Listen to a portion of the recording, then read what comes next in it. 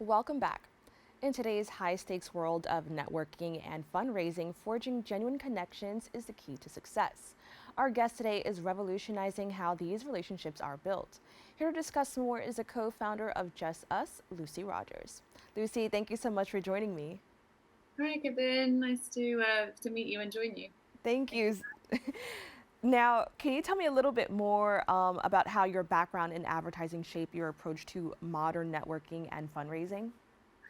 It may not even be advertising. So I've had a bit of an interesting career, but music industry, advertising. I think it's more so working with talent and working with people that are usually the ones that are kind of in high demand and just navigating what really matters to them and having like how you get through to them.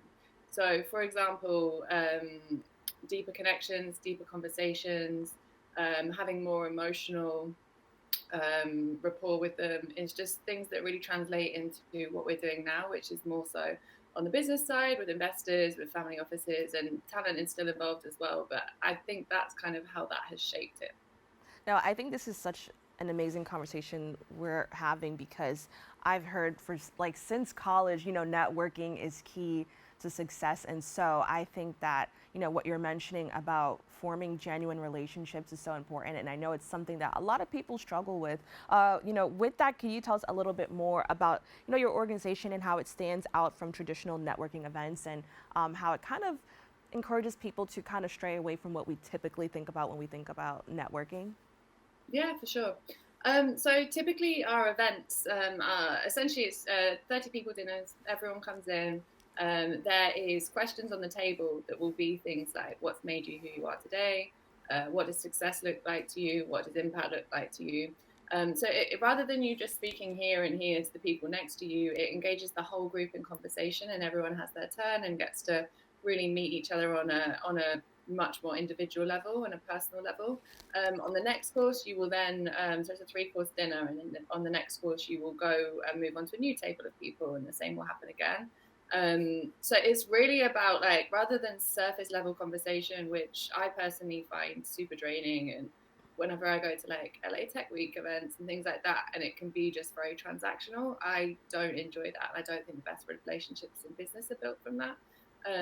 So our organization essentially is the glue for people that are really changing this world and creating impact. So how can we get them to meet each other in a way that cuts through straight away? So that's kind of, I guess, what makes it a little bit different to normal networking events, because that's the whole premise. How do we create meaningful change, but create these conversations that can do that for you? Now, how do you select individuals just to ensure that the vibe and, just that the overall experience is enjoyable for everyone? Yeah, for sure. So it's really intuition and like energy reading, like in a kind of more of an emotional intelligence way. I would say my EQ is probably higher than my IQ. Um, and Usually we have everyone that comes to our dinners, it's free. We have a either a fund, a foundation, a nonprofit, a startup, or a B2B or wealth management company typically will fund the event. And so they will have parameters. So they might say we want investors in this section and we want founders in this section. And just when I do the table plans, I look at okay, what's everybody working on. We try and make sure we speak to everyone prior to the event, look at and work out who the kind of people that they want to meet or what they are passionate about, and then I will seat them in a table plan that is synergistic to them. And I also kind of want to just expand on the idea of like building relationships at, in these types of events. Are there any particular stories or just moments where you realize like, whoa, this is actually making an impact or a difference? Yeah, for sure.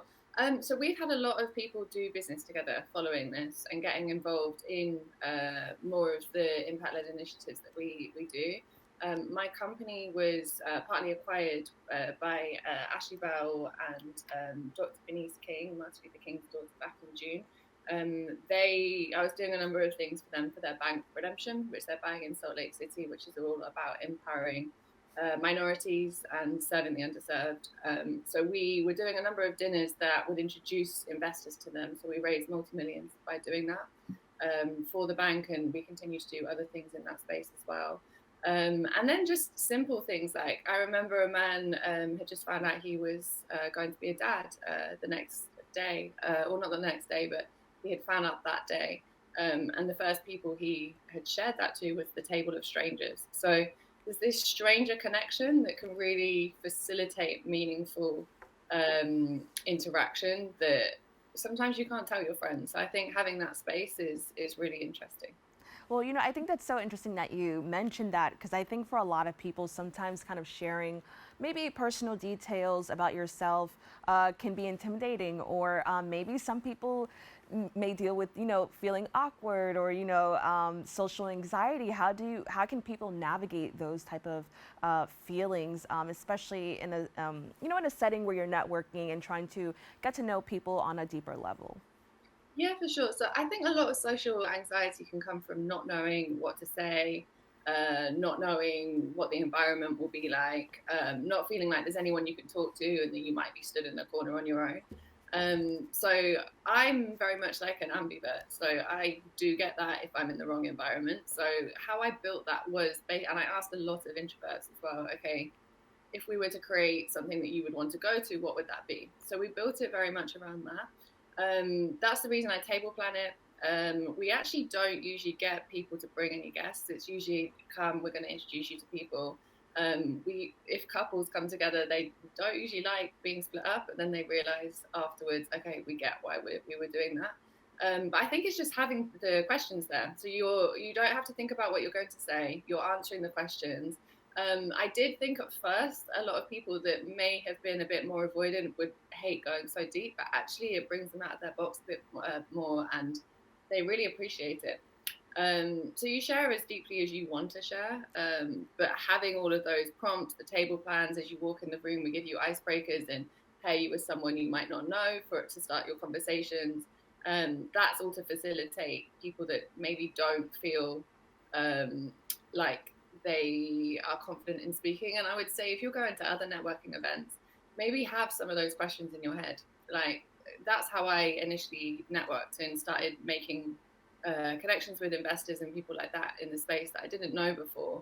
I think I just started talking about some documentary I'd watched, which happened to be about how mushrooms or how trees talk to each other. So it was just weird conversations that people can get into it a little bit more. They remember you from, and you feel prepared because you know certain things that you can lean on that will open more of a free flow and discussion.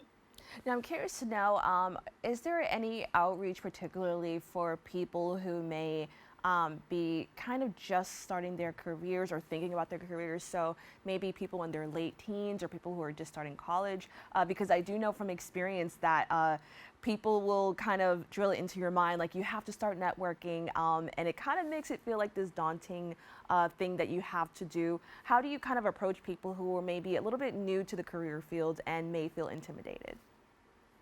Yeah, for sure. I'd love to do more of that actually.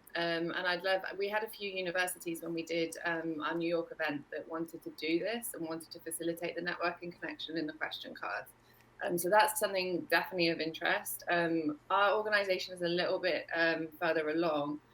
However, I did used to have a networking group for 14 to 22-year-olds in the UK that Sony ended up acquiring. So I want to bring those practices in a little bit more. Advice to teams that are wanting to get into business, though, I think it's about like showing up at events. Just even if you are there to observe, or even if to even begin to get into those events, it's kind of offering if you can help, if you are able to assist anyone, or just shadow someone or anything like that. Because sometimes the initial invites for the more meaningful events can be difficult to get into. So how do you get in the room? Try and get in on a working capacity. I used to have a 17-year-old intern for me, and he would get into anything. And he was underage always, and he'd get into everything. And he was just so persistent at wanting to make connections. Everyone loved him. Everyone took him under their wing.